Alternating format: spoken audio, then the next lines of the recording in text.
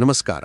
ನೀವು ಯಾವುದನ್ನು ಸುಖ ಎಂದು ನಂಬಿದ್ದೀರೋ ಅದು ನಿಜವಾಗಿಯೂ ಸುಖವೇ ಅಥವಾ ಅದು ಕೇವಲ ನಿಮ್ಮ ಮನಸ್ಸಿನ ಭ್ರಮೆಯೇ?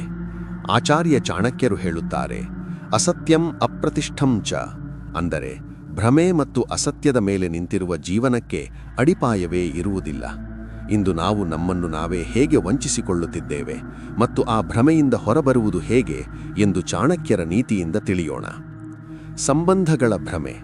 ಚಾಣಕ್ಯರ ಮೊದಲ ಪಾಠ, ಎಲ್ಲರೂ ನಿಮ್ಮ ಹಿತೈಷಿಗಳಲ್ಲ. ಅನೇಕ ಬಾರಿ ನಾವು ಜನರು ನಮ್ಮ ಬಗ್ಗೆ ಒಳ್ಳೆಯದನ್ನೇ ಯೋಚಿಸುತ್ತಾರೆ ಎಂಬ ಭ್ರಮೆಯಲ್ಲಿರುತ್ತೇವೆ. ಚಾಣಕ್ಯನ ಪ್ರಕಾರ ಸ್ವಾರ್ಥವಿಲ್ಲದೆ ಯಾರೂ ನಿಮ್ಮ ಜೊತೆ ಇರುವುದಿಲ್ಲ. ಸಕ್ಕರೆ ಸವಿಯಾಗಿದ್ದರೂ ಅದು ಇರುವೆಗಳನ್ನು ಆಕರ್ಷಿಸಲು ಮಾತ್ರ. ಹಾಗೆಯೇ ಜನರ ಸಿಹಿ ಮಾತುಗಳು ನಿಮ್ಮ ಭ್ರಮೆಯನ್ನು ಹೆಚ್ಚಿಸಬಹುದು. ವಾಸ್ತವವೇನೆಂದರೆ, ಸಂಕಷ್ಟದ ಸಮಯದಲ್ಲಿ ನಿಮ್ಮ ಜೊತೆ ಇರುವವನು ಮಾತ್ರ ನಿಜವಾದ ಮಿತ್ರ, ಉಳಿದವರೆಲ್ಲ ಕೇವಲ ನೆರಳಿನಂತಹ ಭ್ರಮೆಗಳು. ಸುಖದ ಭ್ರಮೆ ಮತ್ತು ಆಕರ್ಷಣೆ. ಚಾಣಕ್ಯರು ಹೇಳುತ್ತಾರೆ, ಕ್ಷಣಿಕ ಸುಖವನ್ನು ಶಾಶ್ವತ ಎಂದು ನಂಬಬೇಡಿ. ಹಣ, ಸೌಂದರ್ಯ ಮತ್ತು ಅಧಿಕಾರ ಇವು ನಮ್ಮನ್ನು ಒಂದು ಭ್ರಮೆಯ ಲೋಕದಲ್ಲಿಡುತ್ತವೆ. ಆದರೆ ಇವೆಲ್ಲವೂ ನದಿಯ ನೀರಿನಂತೆ ಹರಿದು ಹೋಗುವಂಥವು. ಚಾಣಕ್ಯನ ನೀತಿಯಂತೆ ಯಾವುದಕ್ಕೆ ಅಂತ್ಯವಿದೆಯೋ ಅದು ಸತ್ಯವಲ್ಲ. ಜ್ಞಾನ ಮತ್ತು ಆತ್ಮದ ಶಕ್ತಿ ಮಾತ್ರ ಶಾಶ್ವತ. ನೀವು ಕೇವಲ ಭೌತಿಕ ವಸ್ತುಗಳಲ್ಲಿ ಸುಖ ಹುಡುಕುತ್ತಿದ್ದರೆ ನೀವು ಮರುಭೂಮಿಯಲ್ಲಿ ನೀರು ಹುಡುಕುತ್ತಿರುವ ಜಿಂಕೆಯಂತೆ ಬಾಯಾರಿಕೆಯಿಂದಲೇ ಸಾಯುತ್ತೀರಿ. ಅಹಂಕಾರದ ಭ್ರಮೆ.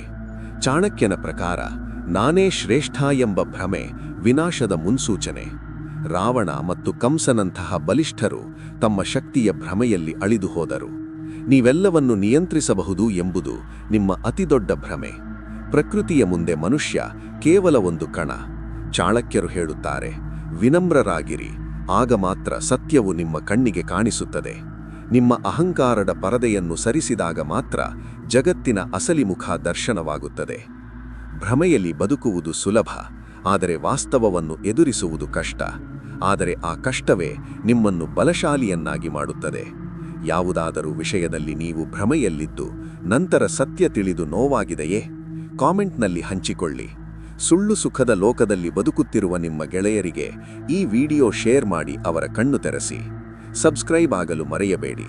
ಸತ್ಯದ ಹಾದಿಯಲ್ಲಿ ನಡೆಯಿರಿ. ಇದು ನಿಮ್ಮ ಚಾಣಕ್ಯ.